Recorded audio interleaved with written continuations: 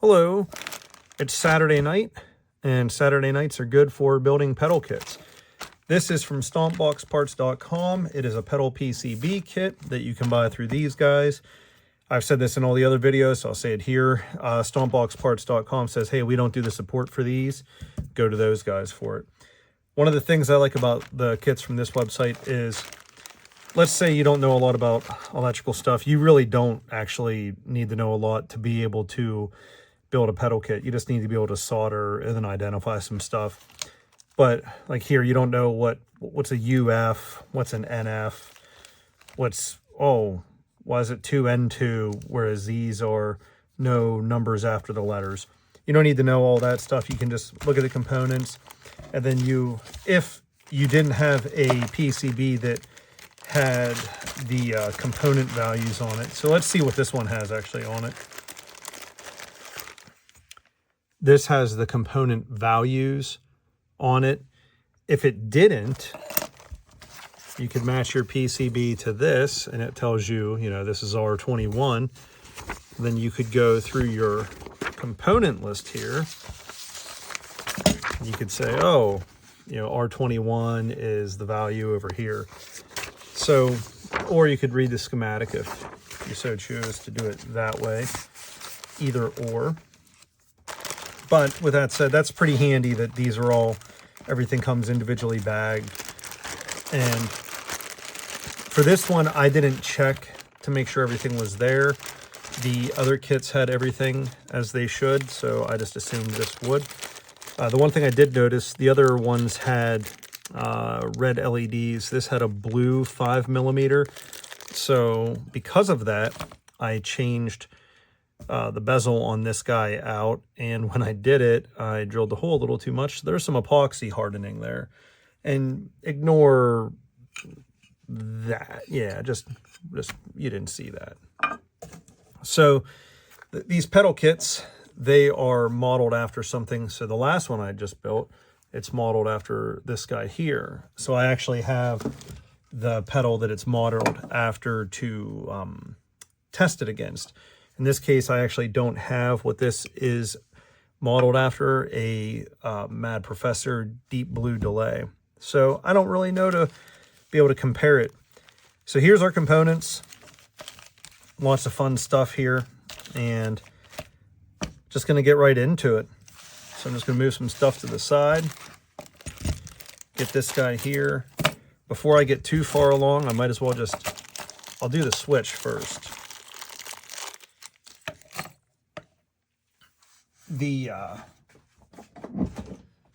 There's no reason you couldn't do the switch later in the process. This isn't necessary. I figured I'd do it and get it out of the way.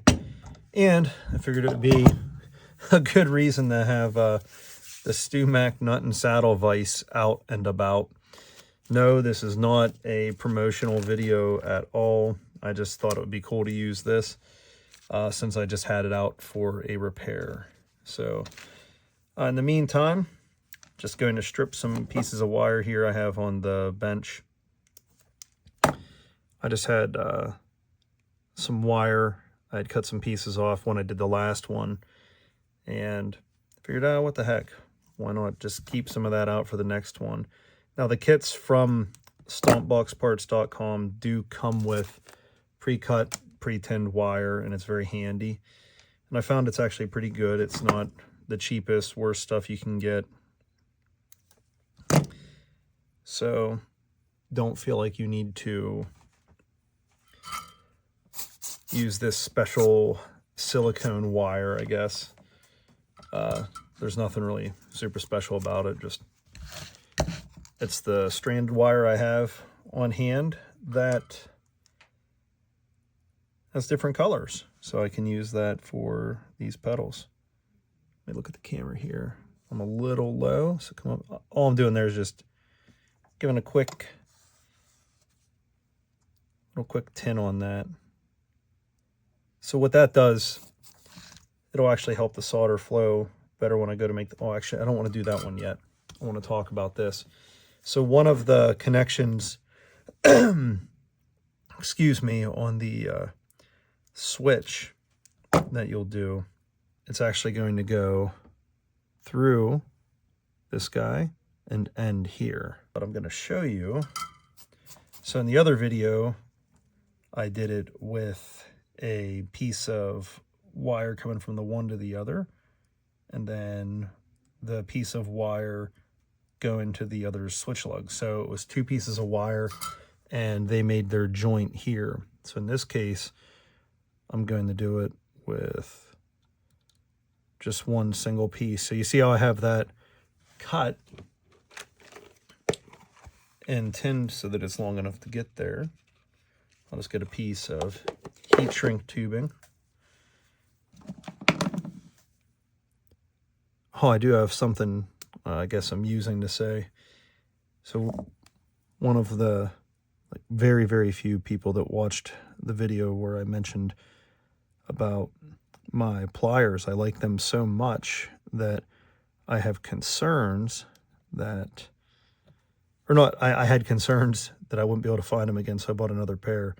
Yeah, I get it. It's not the end of the world. It's just a pair of flush cuts. There's a lot of companies that make them. But sometimes you get a tool that just feels right to work with and to use. And that's how I felt about those. Just a little less on that. Probably too much less. That's how that always works.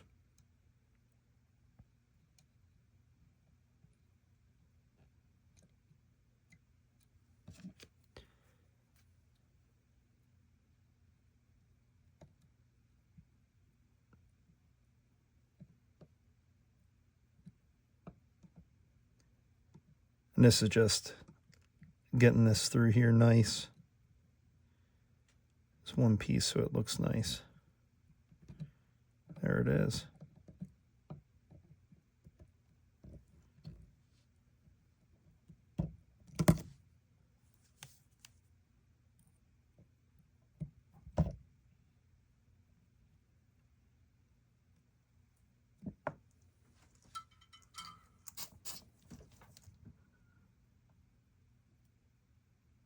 Solder this guy in.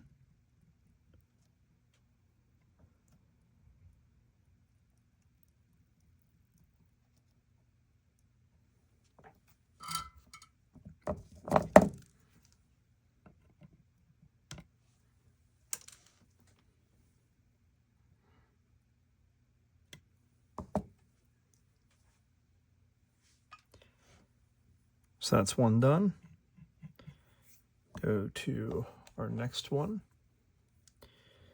That'll go to this middle lug here. So just like so.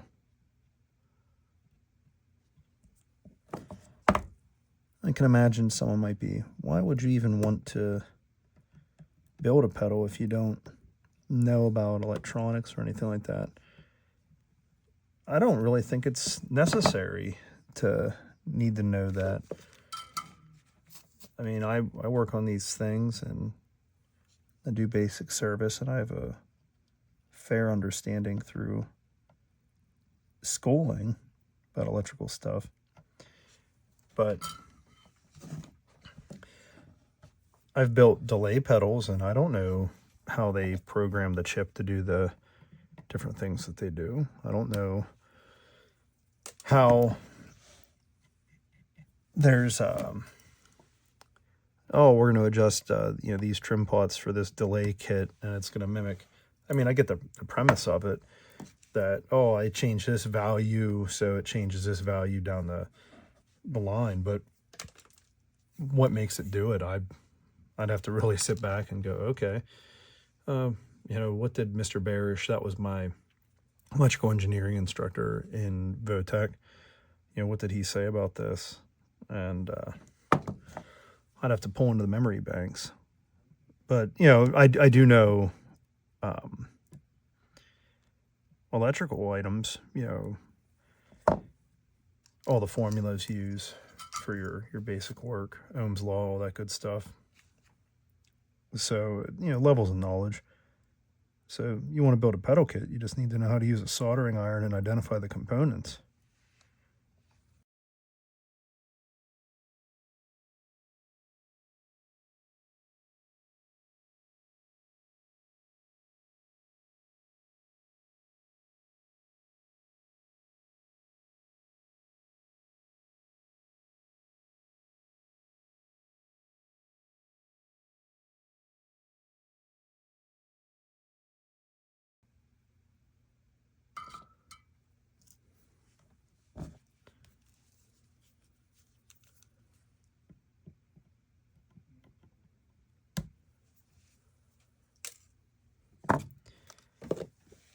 These two wires here that I'm going to do will go, well, it's one piece of wire that I'm going to cut into two here in a second.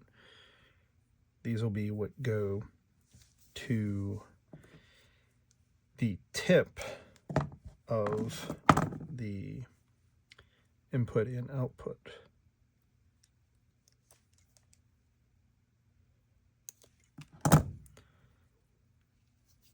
When doing these pedal kits, you don't, I mean, you could look and find the most difficult way to do it and still have a productive time that's fun and enjoyable and all that good stuff. But there is a pretty safe way to go about laying out what you're putting in. Put the stuff that sits lower to the board in first. That way it's easier to solder, and then you're not reaching around components that sit higher with your iron. And so in that case, I end up doing resistors and diodes first, typically. Or some of the pedal kits that I've done, there's been some of the, you know, maybe you build it the first time and you're not, oh, what's a good way to say it? You read the instructions, but somewhere online, someone else did it, and they found that the instructions had an error on whatever page, and you didn't catch that in the build, so you build your item and it's wonky, whatever. So the next time you go to build it, you see that you found there was something different, so you take care of that part first, you know, to make sure that you're following the right instructions or the build sheet or whatever. Excuse me, probably a poor way to explain it, but I'm going with that.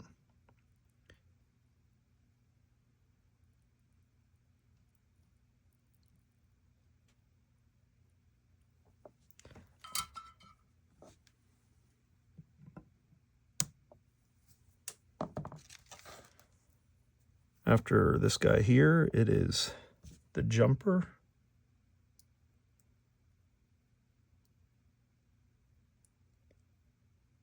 My wife is running in the Pittsburgh Marathon tomorrow, so she's in Pittsburgh, and the boys are here with me. The toddler's up in bed, and the teenager's playing some games, you know, typical Saturday night stuff. And since the baby's in bed and the toddler, or yeah, the baby and the toddler, wow. Since the toddler is in bed and the teenager can take care of himself, I can come down here and work during the evening. So that works out pretty good. These wires will all get cut to length. The red will be longer because of the, they have to go all the way to the jacks from the back of the pedal. So one more item on this to do is just a short jumper wire.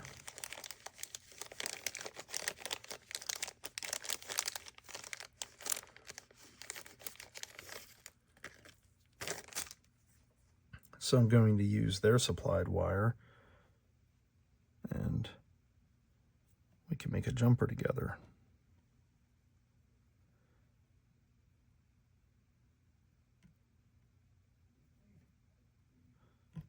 So we can, as they say,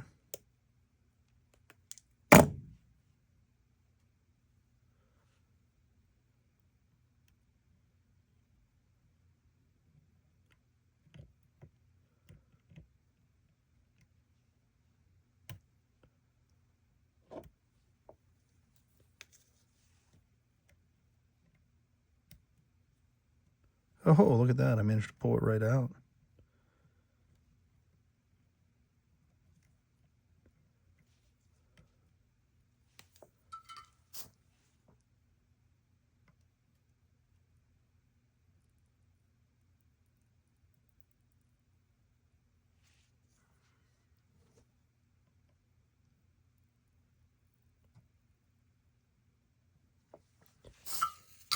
I guess like 40-some thousand people sign up for that marathon. I get to see my wife's number, and then it's funny, like it feels like the devices listen to us, because not long after my wife and I were talking about different people that run, the old space book was showing me people on my friends list that run. So like one girl in my feed, she's in the 4,000s, is her tag number, the bib, that's what they call it, the bib number. And then my wife, she's in the 13,000s.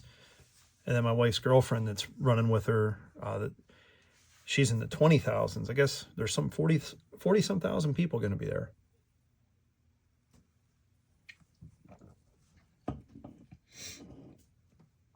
And I guess if you think of the feat that it is, I mean, to do that, that's pretty astonishing to push your body that far. Okay, so the switch is out of the way. I set the pots over here. Just going to bring this back into the focus for a second. I just want to see if that epoxy is setting up yet. We in focus down here. Yep. Okay. I've said this before in many of the videos. You don't need this. This is just, it's helpful, but it's not necessary. I actually did my first handful of these kits on the back of a rigid 3-tier tool chest that I picked up from Home Depot some time ago. Okay, so move this a little bit up, because if you've watched any of the other videos, you know I don't see color properly, and I'm going to have to meter these to make sure they're all in range. And to do so, I'll get my trusty meter, and see, is that in there? Yep. I forget what even these were supposed to be. These are 1K ohm resistors.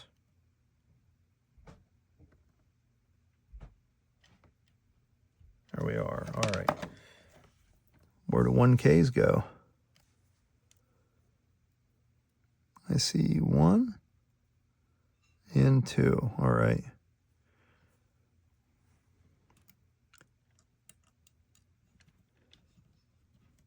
So if this works out the way that I want, what I plan on doing with this video is you're going to see the build part.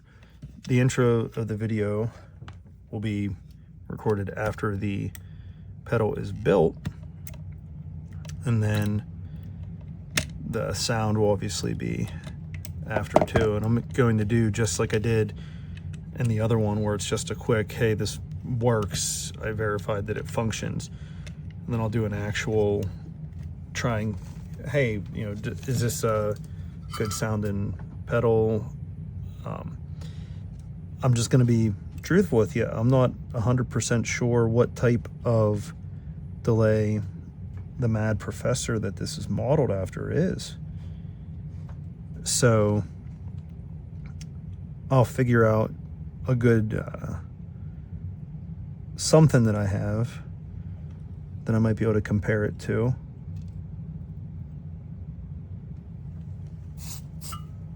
I have a handful of delays. You might say I have a little bit of a problem, but they're like the same delay, if that makes sense.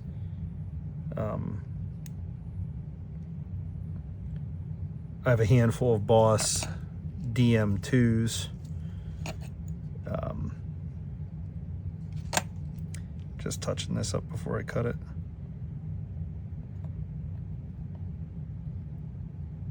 A handful of Boss DM2s. Things in a similar vein to that. Most of the kits that I built, that were delays in the past. They were something that was modeled after a normal classic type circuit. So, you know, analog would be a DM2 type, anything in that range. But then I have some other delays that I've picked up. I have a Boss SDE1 that I got. It's actually pretty cool. It's something different than you would expect from me to use.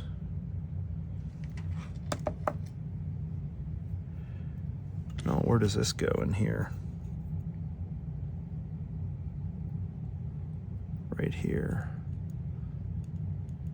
So this is a 5.1K.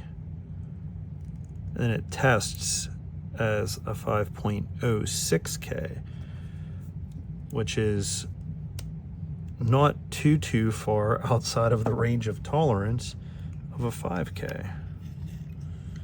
So you can see how on some of these things, a little bit is enough that it needs to be designated as a different component on the build.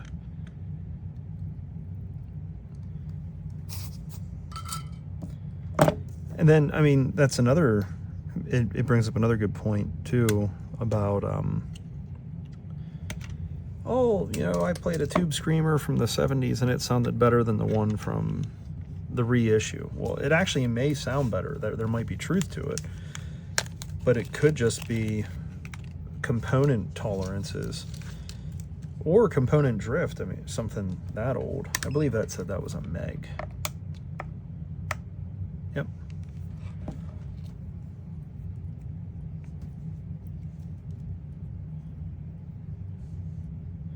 So that's something to that. That's another thing. It's hard to directly compare even two of the same pedal because of component tolerances. You look at one resistor there. Okay, that one resistor that's rated as a 5.1 on the schematic, and it's a 5.06, and that's perfectly acceptable. Okay, so how far out of the range is that? Well, it's within the acceptable range. Okay, so it can go in the unit. Okay, then the next item goes in, and it's within the acceptable range. But it's within the acceptable range the opposite direction. So does that balance it out? And then the other item further down is in the acceptable range, and maybe you would design, or you wouldn't design, maybe, you know, the thought of, oh, well, you know, that being in the range, the actual correct range might make it a copy that's not as desirable. So just all things to think about. I mean, component variance is real. I guess instead of rambling while I'm trying to do two things at once, what I should say is sometimes something may sound good because the components are situated in such a way that they are in or out of spec enough that they sound right in the sweet spot. 22K.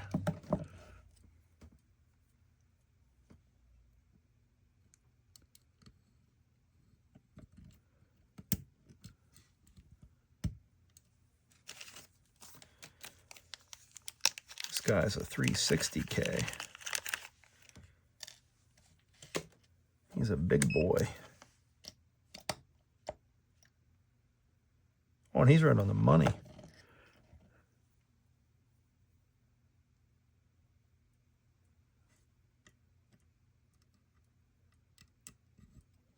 I don't know if I ever told this shop story before. One of my favorite educators, Mr. Barish, he had very, very high standards for his students in the program. And when I went to Votech, you went to Votech pretty much because it was like, hey, we don't think you're ever going to be anything. So go here and learn a trade because, you're probably not going to get in the military because they probably don't want you. I mean, it's cruel, but anyone that's my age group will be like, yep, that's pretty much how they were. But he had pretty high standards because he was a former military guy, and he was good. He knew his stuff. And we had one year, we had this exchange student, and brilliant kid, absolutely brilliant. He's older than me. I think he might have been a senior when I was in 10th grade. No, we were in the same grade. Yeah. I'm sorry, we were in the same grade because this test was in the same period. I don't know why in the hell I was confusing myself there. Anyway, we're taking this test, and it was not uncommon because you did as much of the math as you could do by hand, and then you used your calculator for the rest. And if you're doing a formula and you mess up, oh wow, I messed that up. Just gonna pull that leg a little bit. Whoopsie. But you're doing a formula and it's a page worth of work, and you mess up one number, 110 spot. Well, that ripple is felt the rest of the way through the equation. Did that pull it all? Did not. Not the way we wanted it to. And it can't be the way that it is, because I'll show you. That would bridge and touch the pin for the IC. So that cannot be allowed.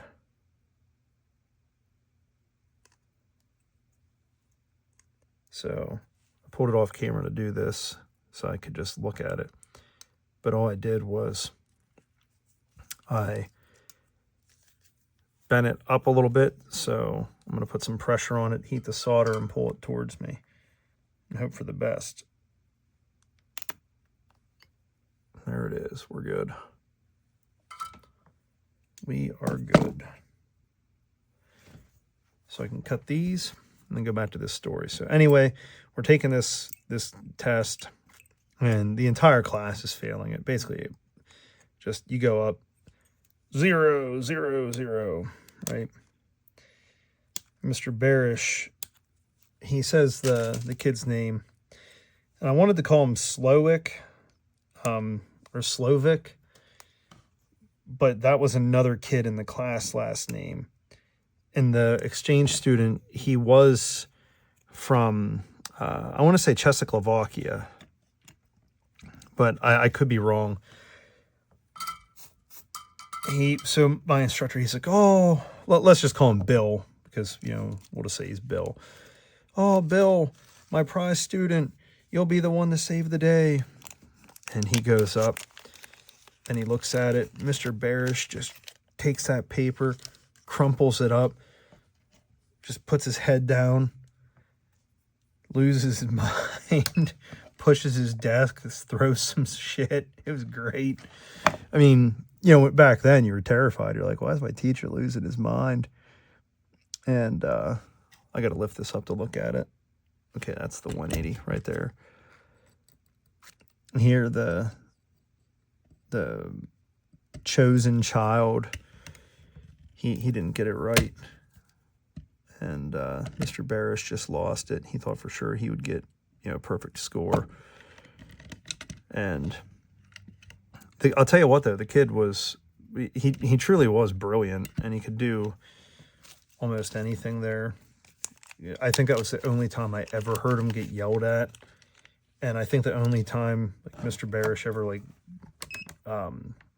lit a fire under his behind about anything was we did a soldering thing, and his didn't look as good as some of the other students. One of them you may know, and he's like, "Oh, you let Len get you," And I thought, oh God, I'm going to get murdered by this guy.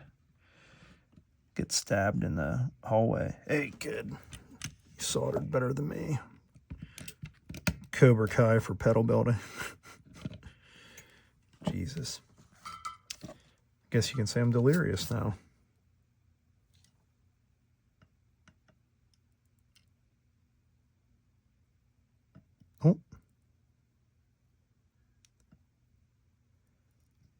Oh, something I did recently different. The last couple actual full-length videos I did, I changed what I was using to edit them. Before, I was using a free software, and I am using a free one again. I'm using CapCut now. A lot of the other folks that I talk to use it and like it, and I feel like it works pretty well. I was using OpenShot before that, but for what I do, I feel like CapCut works better and faster. So that's one change. Let's see what else. Nothing really different in the production. Still using my iPhone. Nothing's changed from the last video to that.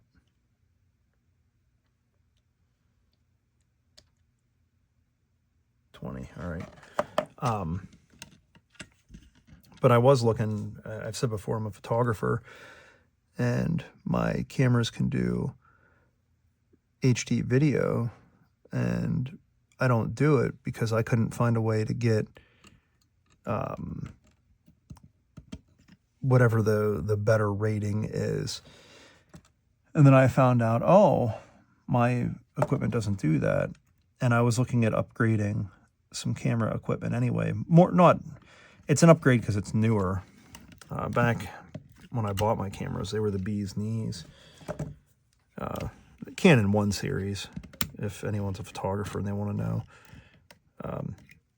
But what I would do is I can't even say I skipped release cycles and bought the betweens, because I had a 1D2N, a 1D3, 1D4, and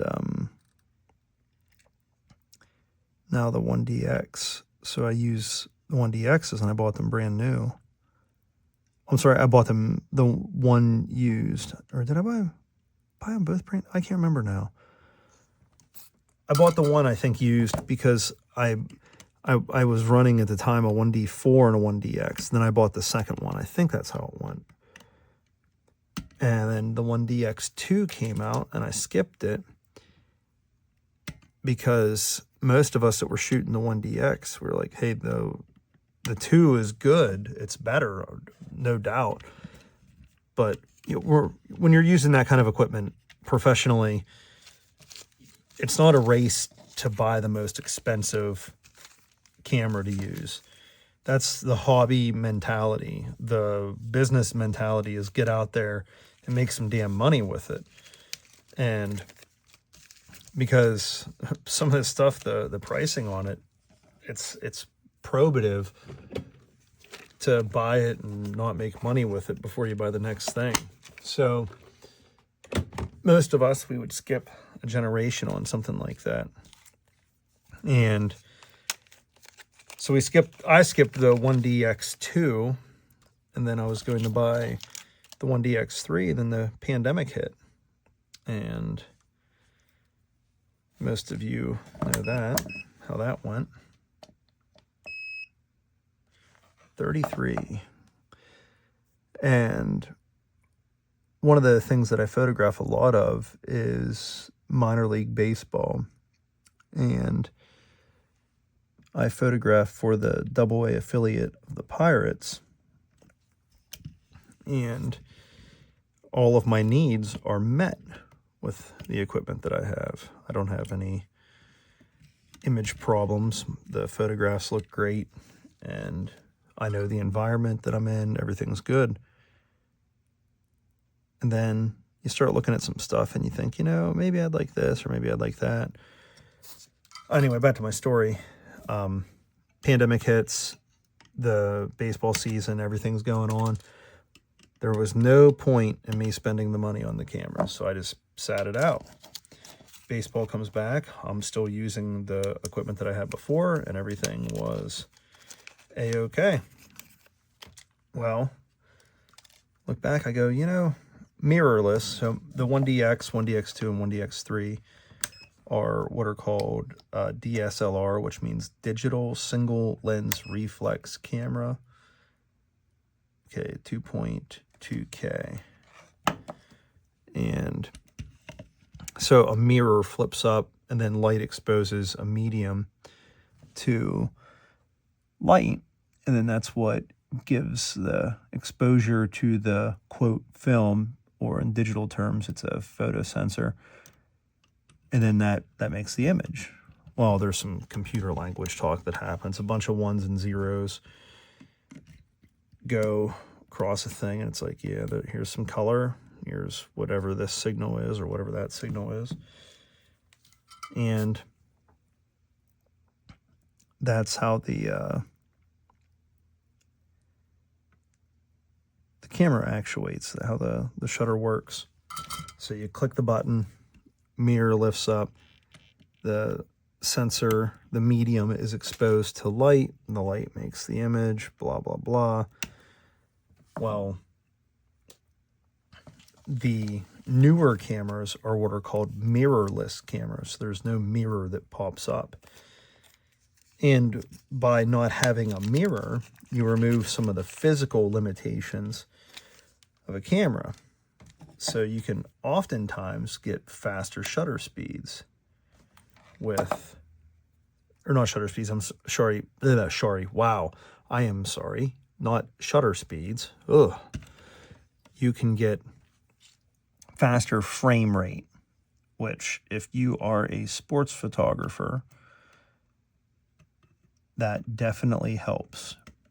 Now, you can shoot great photos with a camera that doesn't have a great frame rate, but you get lucky less often.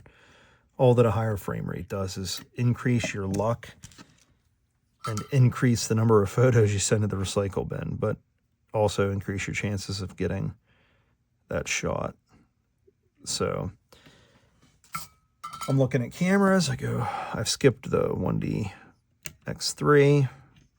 So I'm looking at some cameras, and then, you know, oh, is video a concern to you? And I go, no, not at all. And then it dawned on me, wait a minute, I do these videos on YouTube. Video is a concern, I guess, because I could maybe improve my video quality, higher image resolution, I guess. And hey, maybe that's a good thing. So I started looking at some more of the Canon line just to see which one of these new cameras I'm going to get. And I haven't narrowed down, I think, to an R3, but they're pretty expensive. And the R6 looked good, and the R5 and R6 both just got new versions. They call those the Mark. Like, so there's the original, then the next one comes out, and it's the Mark II. Next one would come out, Mark III, whatever. So I said, oh, video might be a concern to me. And looking at the cameras, what do I want to get? What do I think would best suit me? I like the smaller form factor of the R6, or is it the 5? Whatever one between the 5 and 6 is, the better of the two. And when I say better, I mean for my purposes, for action sports photography. Just as an example, you know, back in the day, you could have said, oh yeah, I'll give you a 5D Mark III or a 1DX3, and you know, the 5D3 might have been the better camera for, or what did they call it? The 5DR? There was like a super hyper number megapixel 5D that was out, and but but you know, that camera might not be the best camera for basketball. You know, it's good for something that you can photograph on a tripod, let your exposure open for 3.5 minutes kind of thing.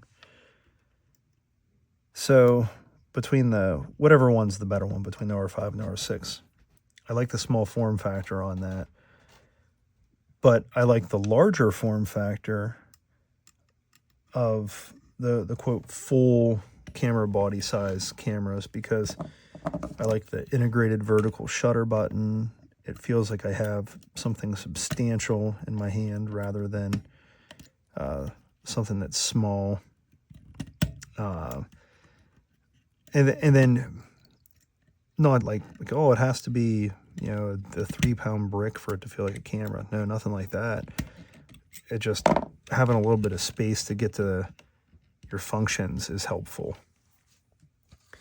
So not sure what I'm going to get, but my video quality could dramatically improve here. Because while the iPhone is very wonderful for what I do, I'm sure that a purpose-built piece of equipment will do a better job.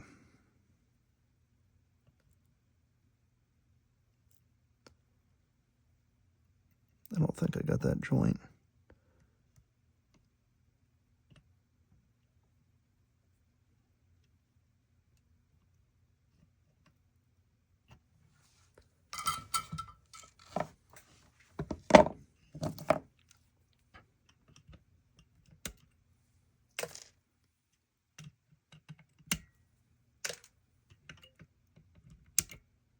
Oh, I didn't get that one either. So it's funny, I just caught that because in the pedal that I just built, when I went to use it, it didn't want to function. And I didn't know why. Then I checked, and here I had screwed up the LED. And then I recorded my intro, hey, found out I screwed up the LED, whatever, blah, blah, blah. And then I went to record the test video, and I had sound for a second, and then I didn't. And then I only had it on bypass. I didn't have it on active use. And I thought, okay, that's bizarre, because I had it a second ago. Like, why did it work, then why doesn't it work? And here what had happened, it was making enough contact before that it worked, but I had missed one of the solder joints for one of the IC sockets. So a real simple fix. It's, you know, it's nice when it's that, not a component that's somewhere that it's not supposed to be.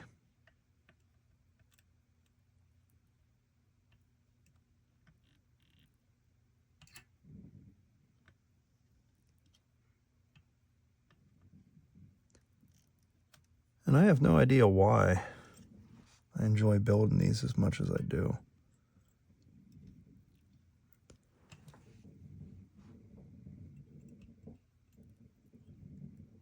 The cat's playing with his cat toy up there. He has one of those scratching things. And then in this, outside of it, there's this little track that has a ball that they can beat, and it rolls around.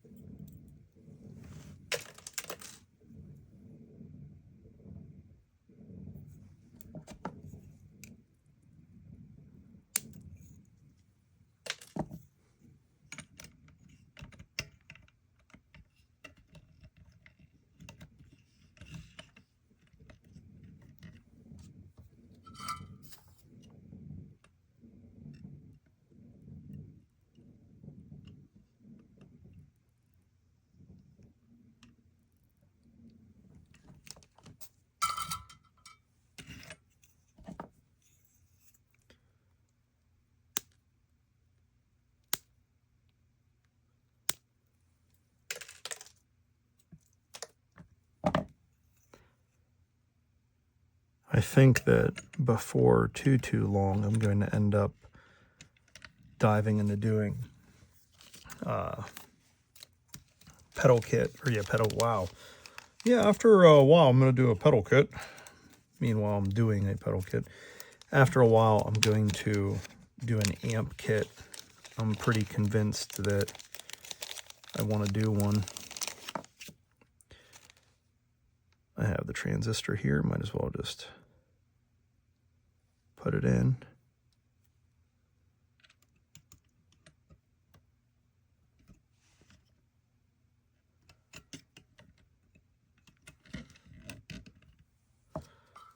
Yeah, I think I'd like to do an amp kit.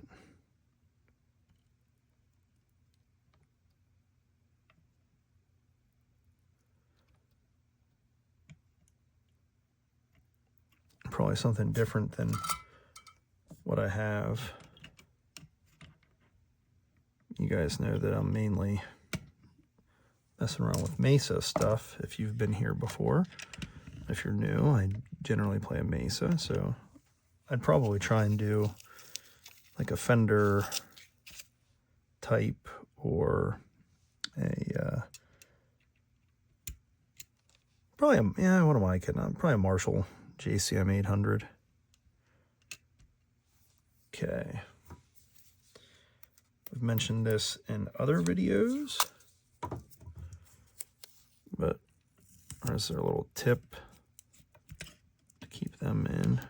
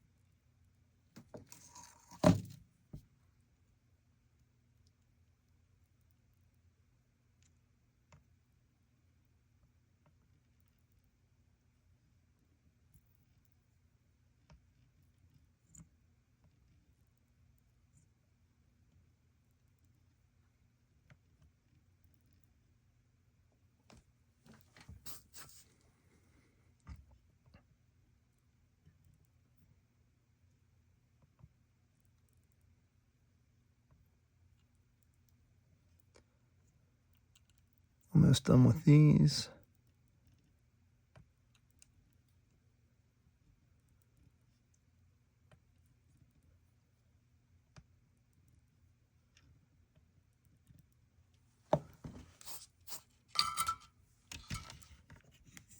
Yeah, tape's just a little trick to keep them held down while you work. Little chips.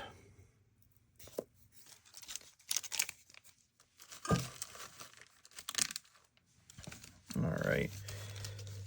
I guess time for some box caps.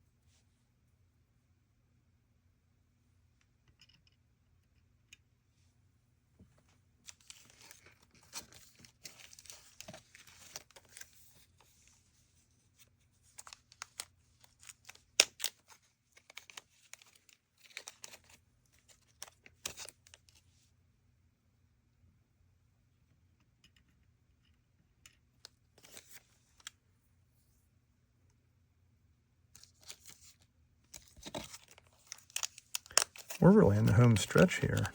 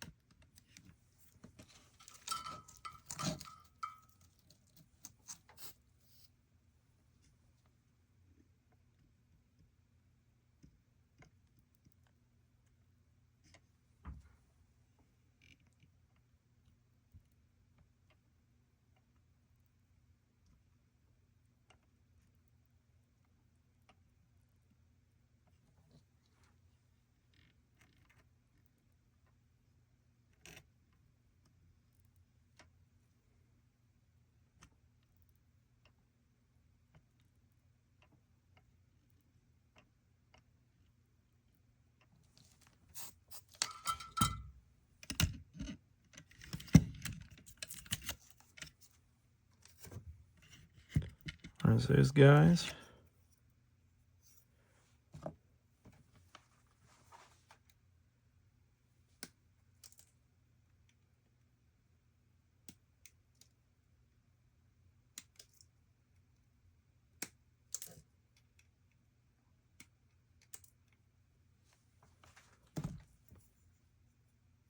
So I was kind of thinking, you know, like, hey, why do I record these? You know, and I thought, like, what if something happens to me, I guess? And, you know, maybe, I don't know, maybe, like, my toddler doesn't know me or something. Like, what was my dad like? Oh, you know, it's kind of weird, like, thinking about stuff like that. But, like, I got this weird message out of nowhere, right? Is this account, and it said, hey, I'm your relative. And they you know, I believe them. I don't know if you'll remember me. And I'm like, okay, that's kind of weird. Why wouldn't I? But, you know, whatever. Want to let you know that your uncle's dead. And I'm like, oh, okay. Well, I believe that too. Like, all these things aren't something that's not believable to me. So this is in March. I get the message, and I'm checking the newspaper. It was let me think here. Was it March 18th? It was a Monday. I want to say it was the 18th. And just this year, so whatever that Monday in March was this year. Nothing in the paper, and I messaged, you know, that account. Hey,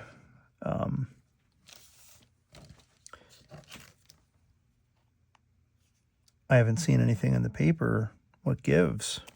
And no response back. Kind of weird. And the thing is the person that got a hold of me, they and I, neither of us would have any reason to not speak to each other. So I don't know why. Like, I don't know. It's weird. Like, hey, somebody's dead and you can't find out anything about it, and you don't see anything in the paper. And in Pennsylvania, to get a copy of a death certificate, you have to contact Vital Records, and they don't just hand them over willy-nilly. So I don't know exactly how I'm going to find out. But anyway, so just as an example,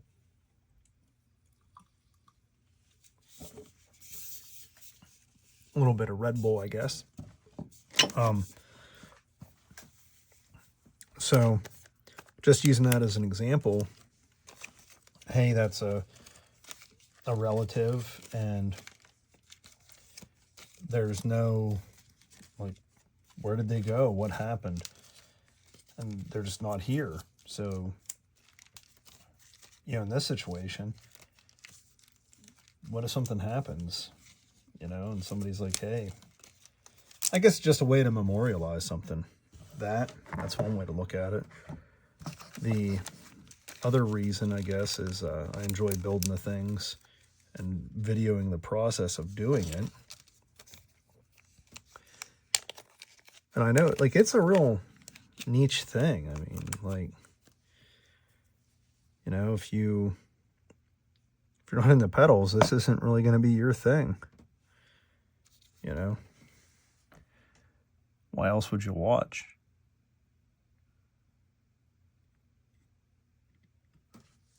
What did I pick up? I don't even know what I picked up. Oh, okay.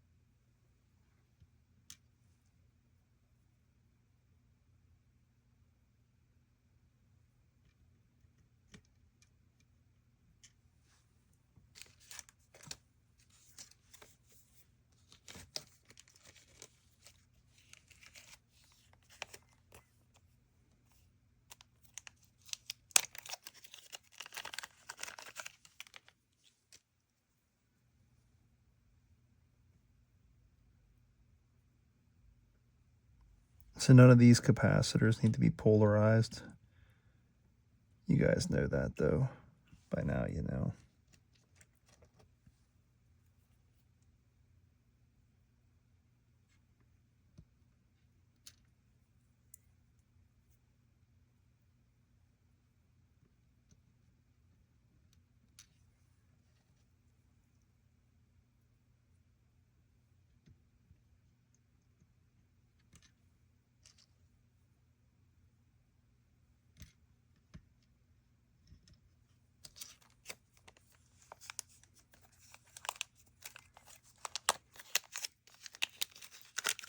We're really there. I mean, this is just about all she wrote for this part.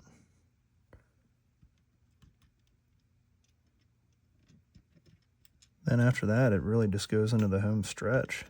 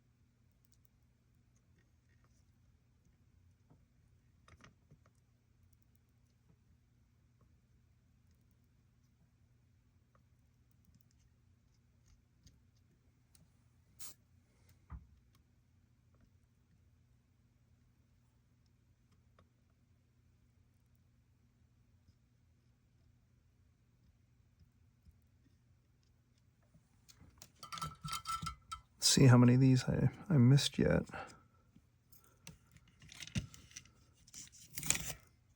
Well, clearly that one.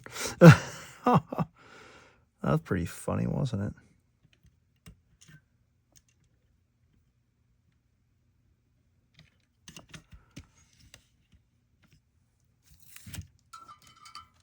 That was pretty darn funny.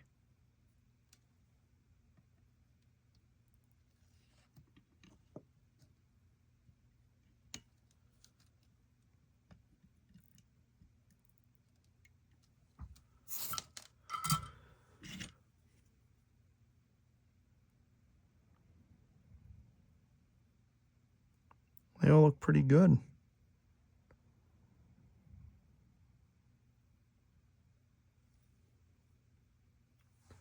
Just gonna go over here and cut these quick.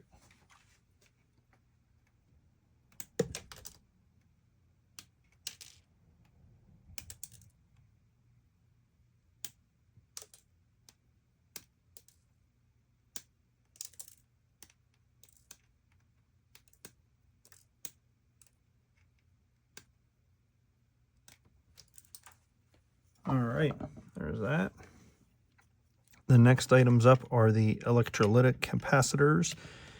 Those items are polarized. The longer leg is positive and the striped side is negative. So longer leg positive, striped side negative. On the capacitors, the positive goes to the plus side. I'm sorry, goes to the square pad. And the plus side, I mean, that is true, but I meant to say the pad.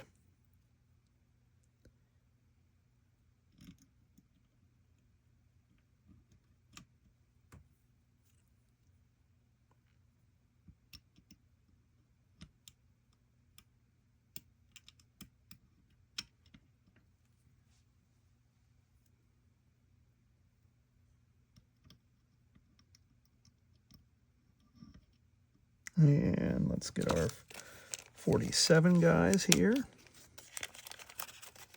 think we have, what, 3 of these? Yep. And it's the same thing with these. The longer leg's positive.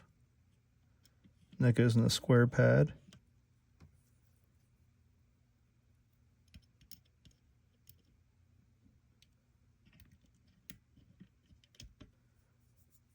And then one more after this.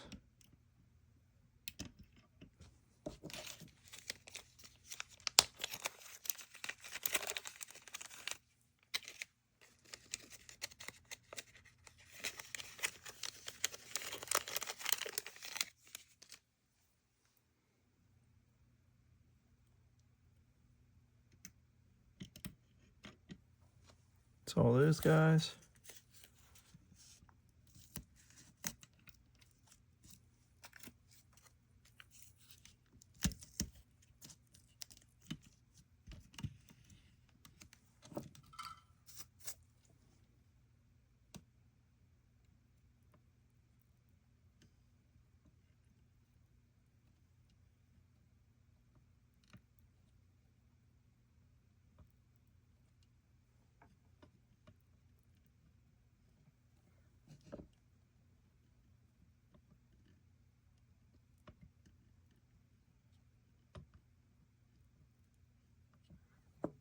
Trying to do this without bumping into anything and looking at the screen while I do this, and rather than looking at my work in front of me.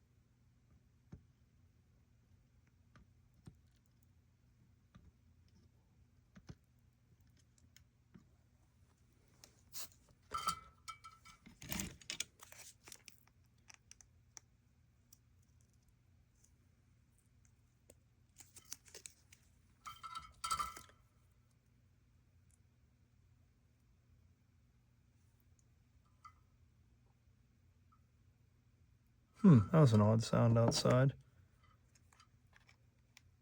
Not sure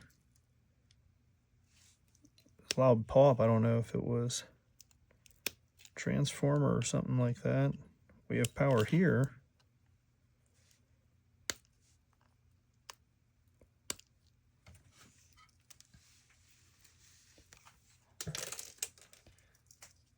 I don't know, it might have been someone over the mountain.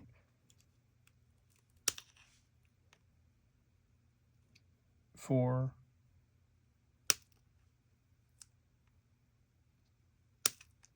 That was definitely gunshots. That was 4 of them. 5, 6.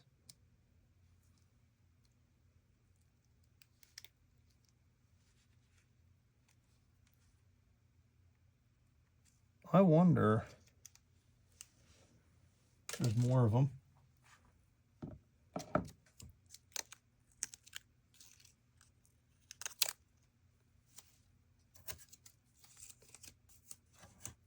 I'm not 100% sure on all of the laws of what game animals are legal, but I'm pretty sure in Pennsylvania there is night hunting allowed for certain animals, and I think it's like coyotes, bobcats, fox, stuff like that. But I don't shoot anything like that. I don't hunt. Nothing against it. I don't do it. I do shoot. Just I don't know. I don't think I'd have the stones to gun an animal again. Did some hunting when I was a kid with my one uncle. Not the one that I just got the news about, a different uncle. And we had a bad experience hunting. I gut shot a deer, and he made me put the deer out of its misery, and I didn't feel too particularly good about hearing a deer crying like that. We have this guy here. That's good enough for our work for now. So what's going to happen is this switch is going to go in here, and this guy is going to go in, and it's held in place in the case by the potentiometers holding the case in place. So there are 3 potentiometers here. This says Stomp B50K.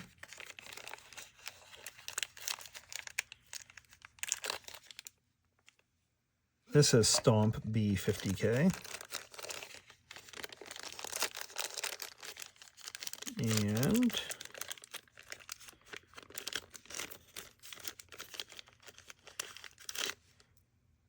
this is also a B50K, so cool. Don't have to fiddle around with that.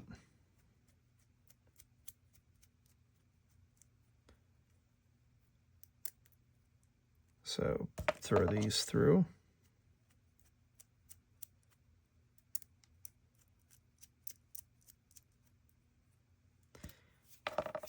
Yeah, it's just sort of weird thinking about it, that like my sister and my brother and we are the oldest from our family now. You know, it's kind of weird. And I remember at one of our relatives' funerals years ago. I mean, oh my, I want to say it was before I was married, but at one of them, oh, we need to stop meeting like this, and you know, as a family, we need to vow to have get-togethers and all this other bullshit. And then, you know, an hour later, everything's back to the same thing. Nobody's talking to anybody. You know, it's everyone is out, whatever. I don't know. Oh, actually, before I do that, I'm going to put these wires from the switch onto the board.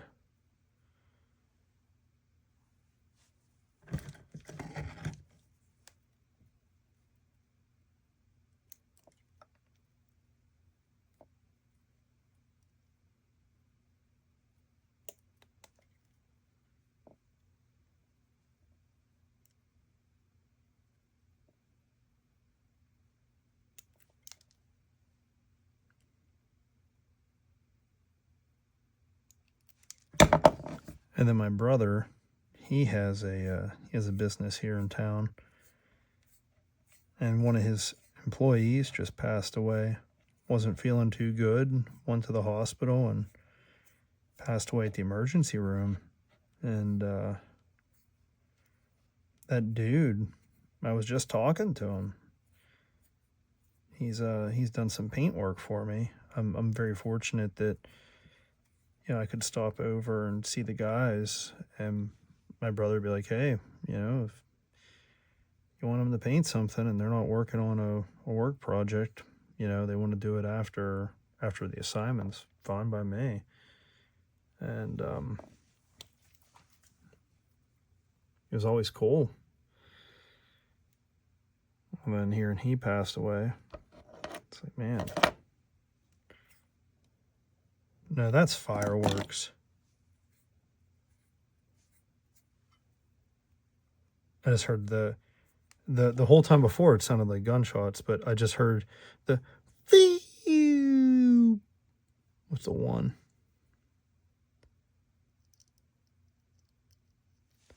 Oh, I'm sorry, I'm doing that thing again. Where I take the work off camera.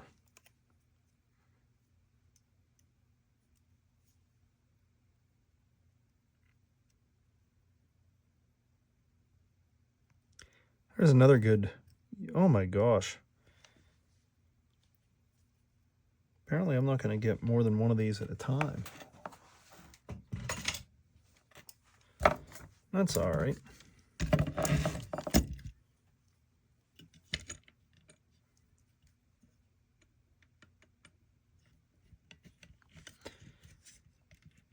But I was talking about YouTube channels before. Another good one to watch is Randall Smith, the guy from Mesa Boogie. He has a channel now, and he says some stuff. Obviously, he's not going to tell you why Gibson did what they did to him, but he still tells cool stories.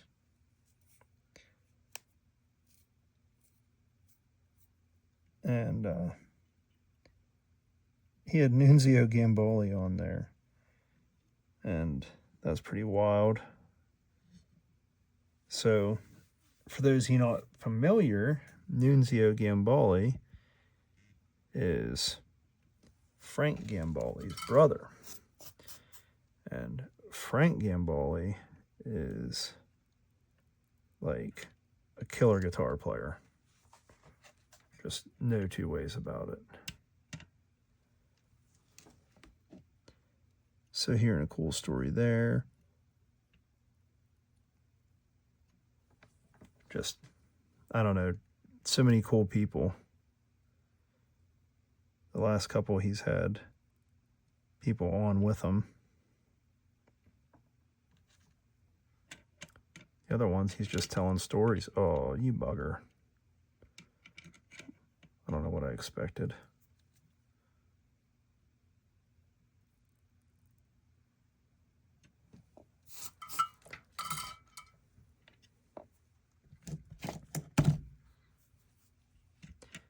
So in the other one, I was talking about how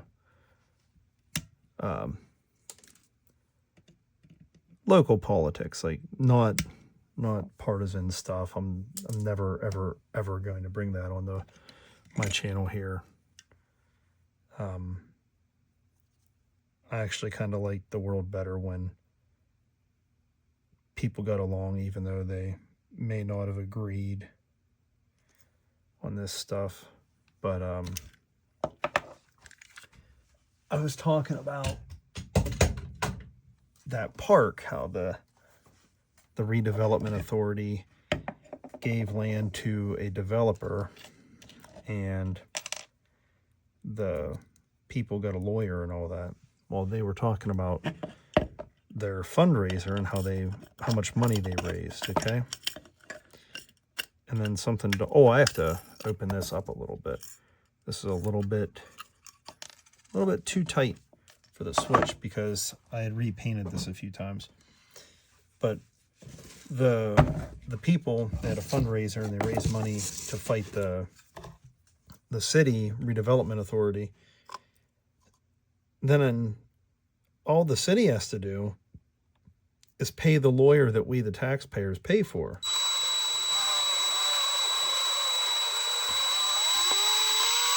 I mean, it's an uphill battle to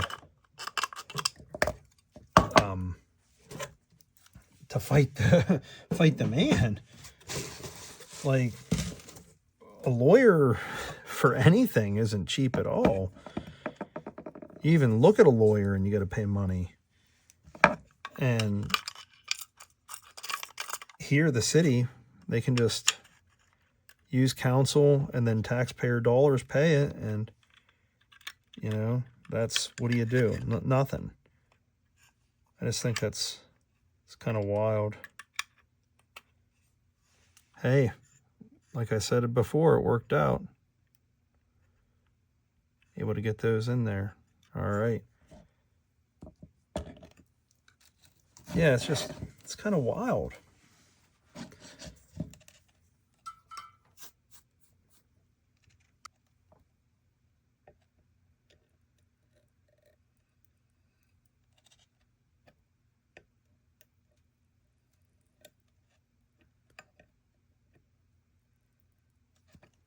Yeah, if you wanted to go against the law, you got to get a lawyer, you're paying it. And, or not against the law, if you wanted to go against the government, I mean, it's just. And then, so you have your, whatever case type it is, whatever trial type. And,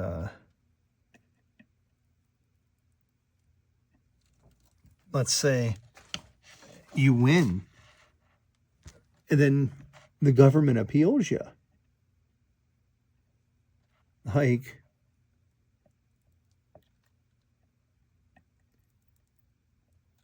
it's an uphill battle.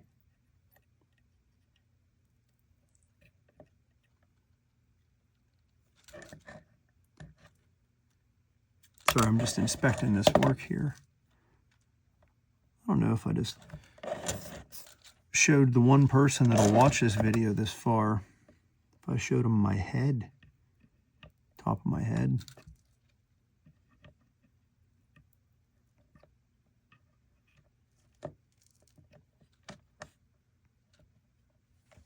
There we are.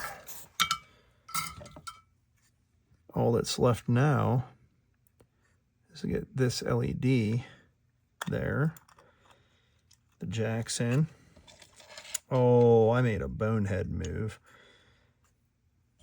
It's not a big deal, but that power jack's gonna need reamed out, and I should have done that before I put this board back in. But have no fear. I will make it work. It'll be okay.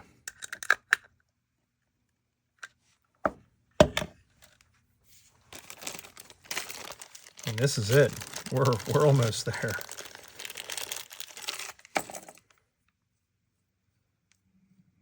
Let's see if I have to enlarge the hole.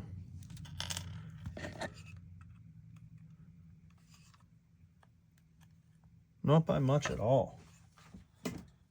So if you're wondering what I was using, I just, this guy here, then in a little bit, and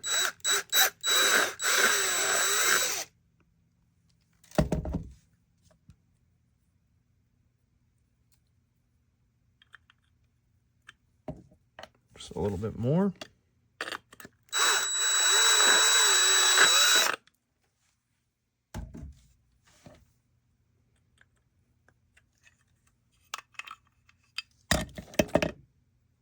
I should check it from the other side since that's a step down bit, because I might have to go just a touch more. Yep.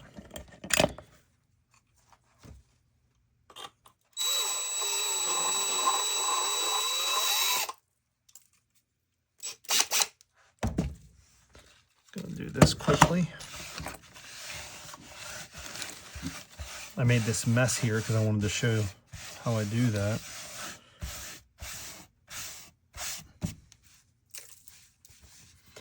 I do intend on getting back into recording guitar videos, but the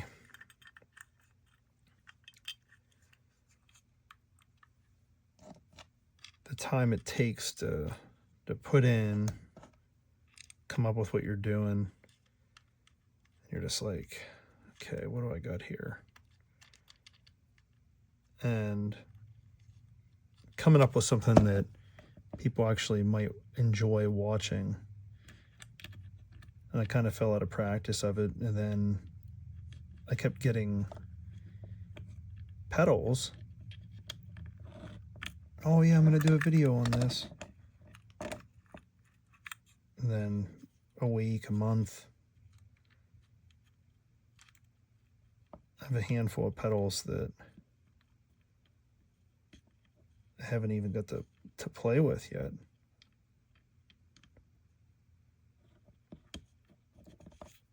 Oh my gosh, I was getting my ass handed to me with that.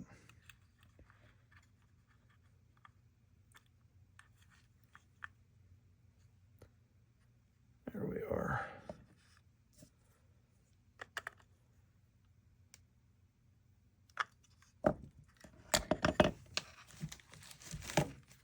Oh, son of a bitch, I did it again. I knew it. I would not remember to do that.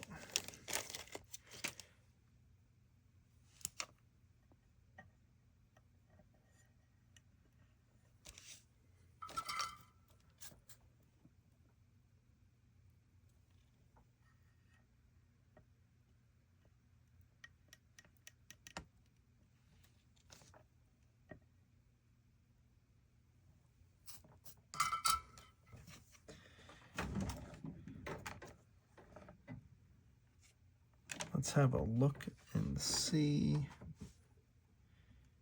Where is my mirror? Right there.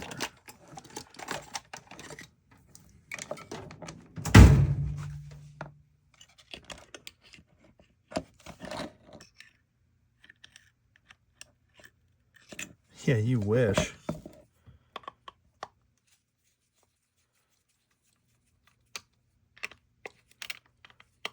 That's what it just said. You wish.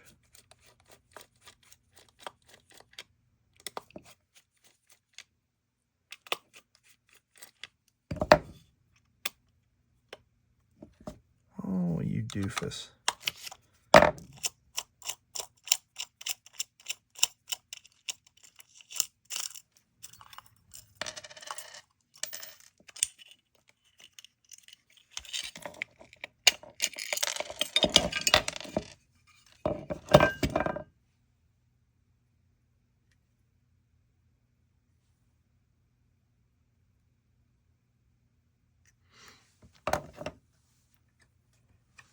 I'm gonna do a little bit of a adjustment on this.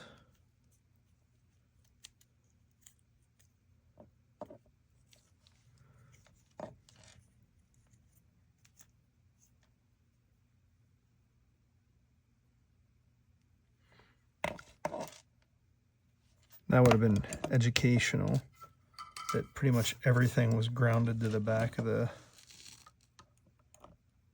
case.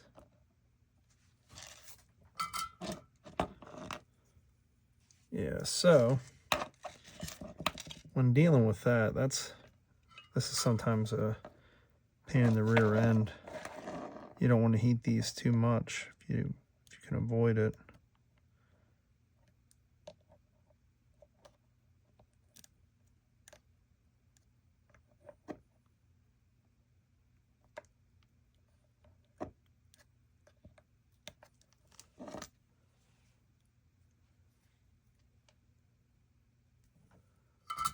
Okay, so now, if that worked the way I wanted it to, that lifted that enough that I can put a backing on it, and it's still the same spot.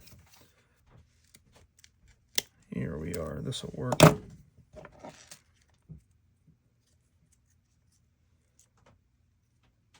That right there. Drop the super glue, and there's literally a handful of steps, and then this is completely done. So 1 drop of glue. Uh-oh, that's 2 drops of glue. That's one more than one.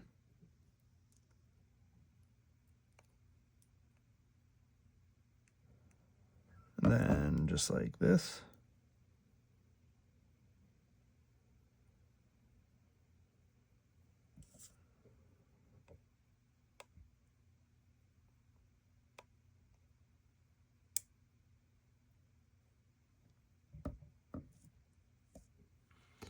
And then, where is it?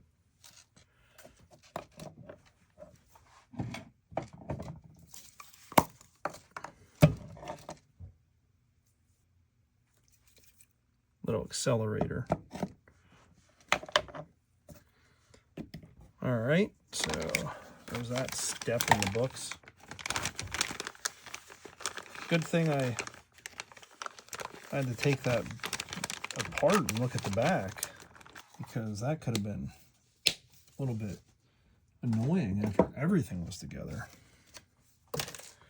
All right, so that's all. Just super glued a guitar pick to the back of that. Then this will go back in.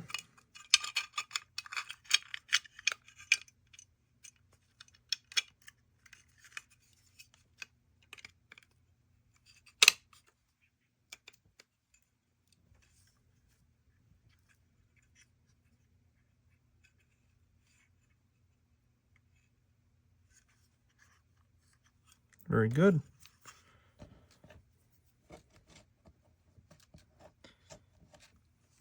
So just LED inputs, power cable, and that's it. Just a couple more minutes here.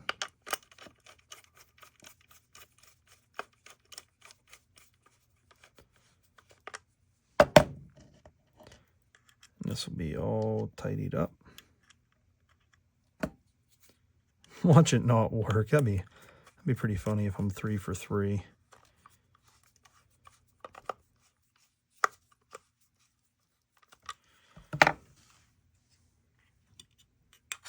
All right, where'd that lock washer go?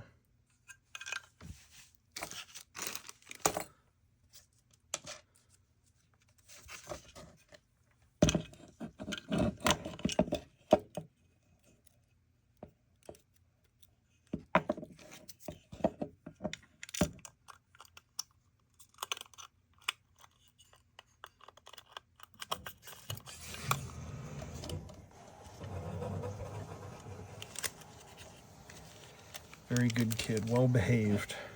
We're very, very lucky that he's so well behaved.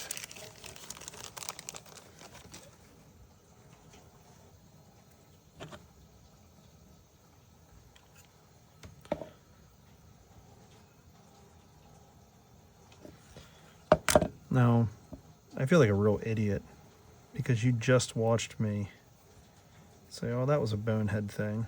And what am I doing? The exact same bonehead thing.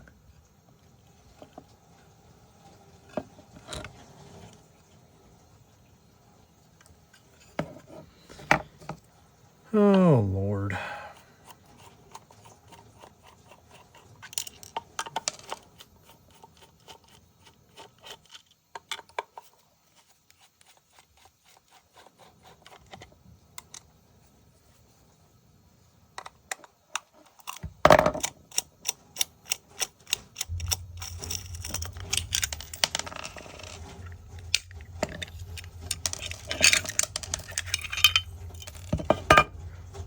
That sounded sort of brutal, going about it that way.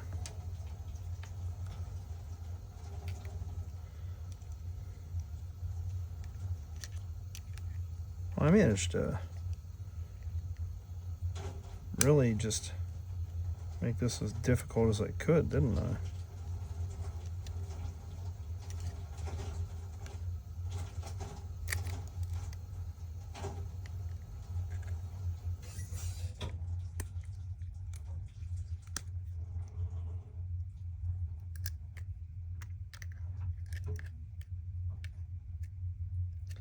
Almost.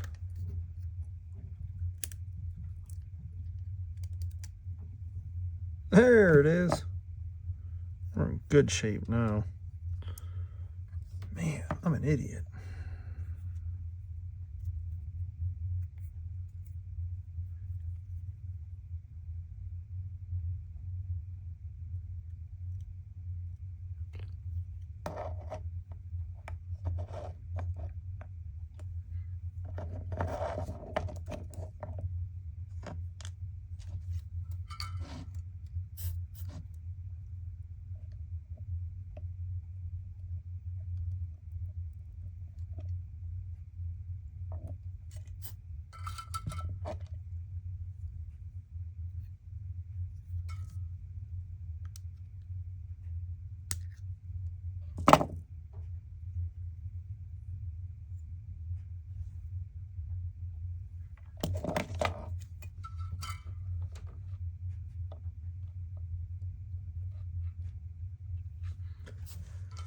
Okay. Need 2 more of these little pieces of wire into this. Not falling for the same stupidity that I did already. So these 2 pieces here, they will go to ground on the sleeve. So the ground on the input and output.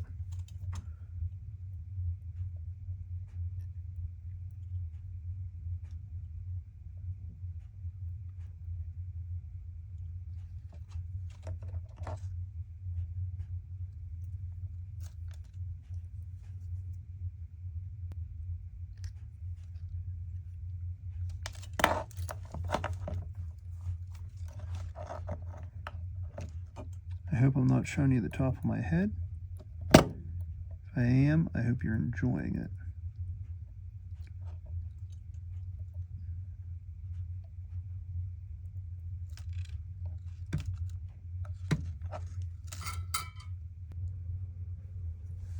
Time for the next one here. All right, I think that's the last time I have to take that apart. But before I commit to that, let's check out this LED situation. Because if I don't have to do anything else with, then I can bolt this back together.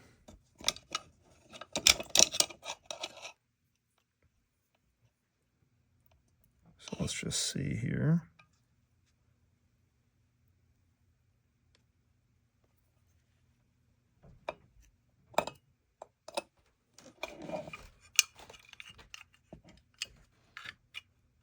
So let's see what happens here.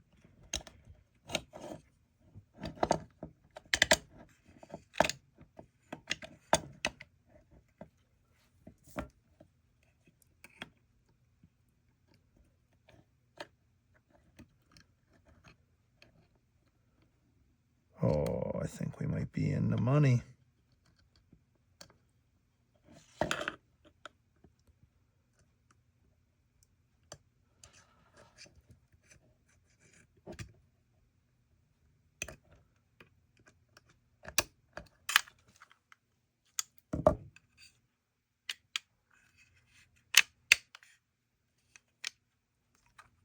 there it is.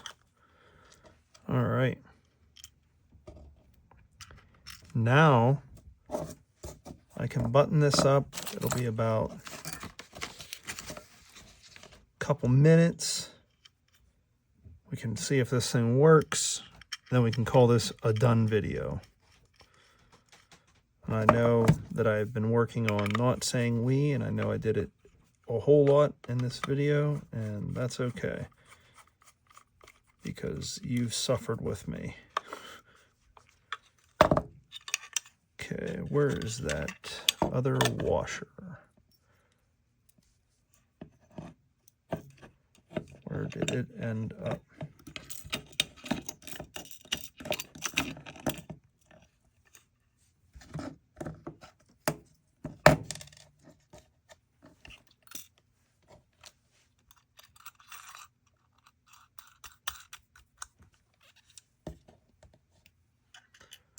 Oh, we are in the final stretch.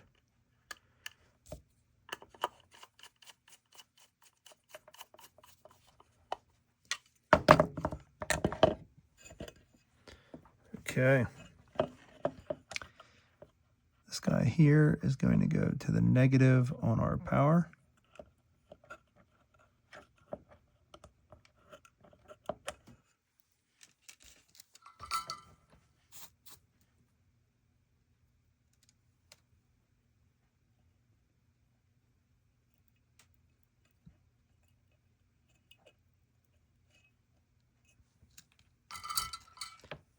This yellow is going to go to our positive. I shouldn't say R, I should say V, because if I say R, I'm saying that you own the pedal. And what if 3 people watch this video and get to this point? And then they're like, well, wait, I won. Well, what about the other people? And then you have 3 whole people fighting over it.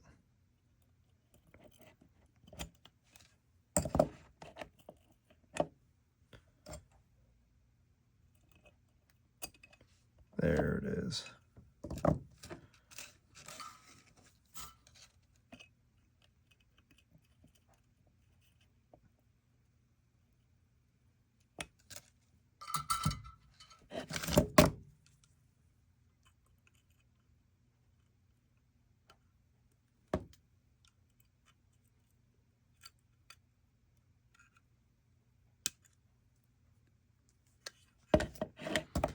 Okay, so there's that.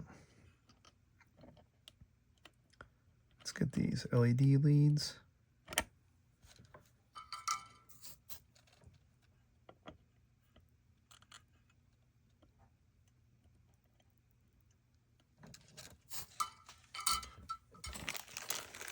The jacks, then that's it. So, do I need to ream these? Please tell me no. Thank you.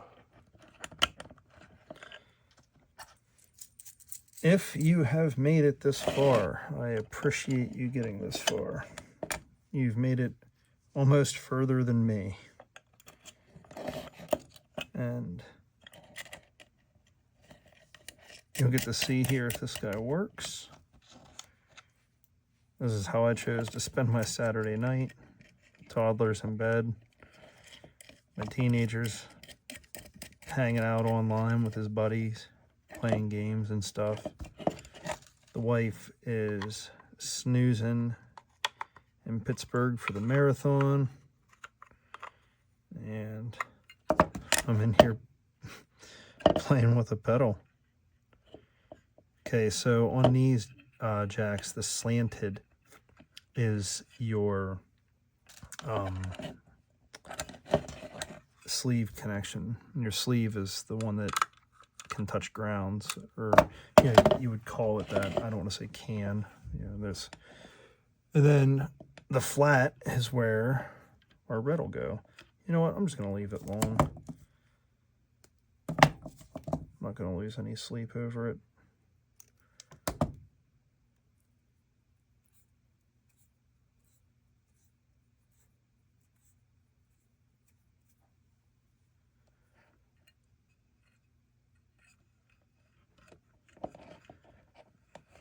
Okay, so my battle plan is button this up, do the quick function test, call it a night, because even though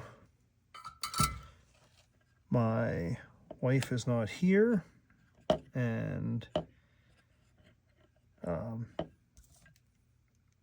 the toddler could sleep in, well, he could sleep in even if she was here, but he likes to wake her up, you know, hey mama, get me out of bed. And it's funny, but he will be up bright and early for me, and he's not gonna want to hear, oh, you were up late making a pedal, because, well, he's not gonna know what any of that means.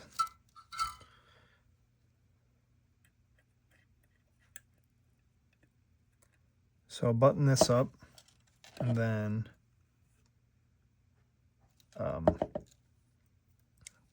today I will did I already do that one? Yes. And then later today I will record the intro, which will kind of be weird if you're watching this and then you get to this point, you're like, well, I already watched the intro.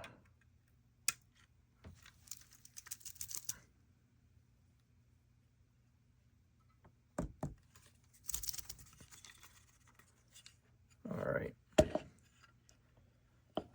Final 2 connections.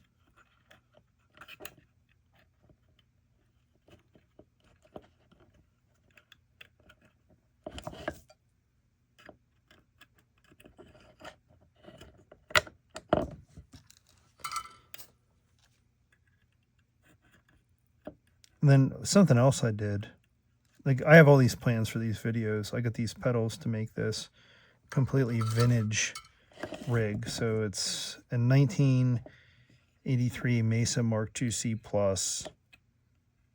Oh no, I'm not doing that. That'll look weird. Even though it'll be closed in, I'll know. I have an 82, 83 Strat. I have a handful of 82 Boss pedals, and I can make a pretty cool entirely vintage rig, and I think that'd be cool to mess with. So okay, let's do the first thing first, because, and you know what, I have faith in this. So I'm turning my iron off, tinning my tip.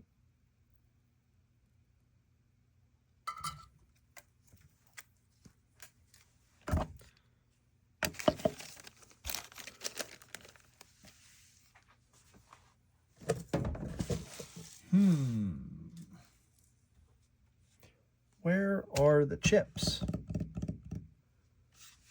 Well, I'd certainly had them. Oh, there they are, right in front of me. Duh. Oof. A little scary.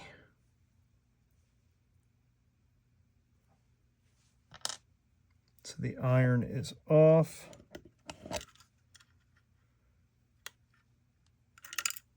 Hey. Oh, so something else that happened that was cool.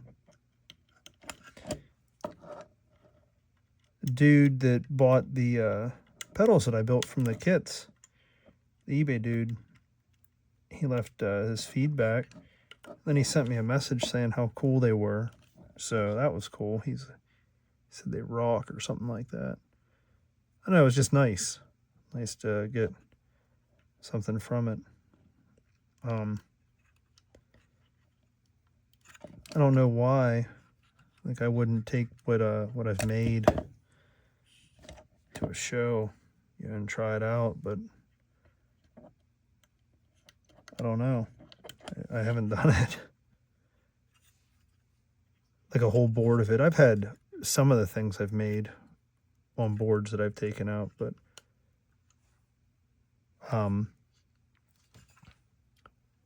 For the most part, no. Okay, so there's that. Get this meter out of the way. Drop my pen on the floor.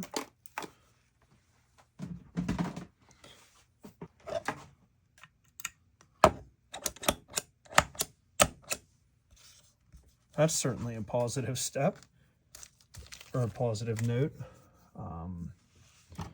Let's get this little guy here.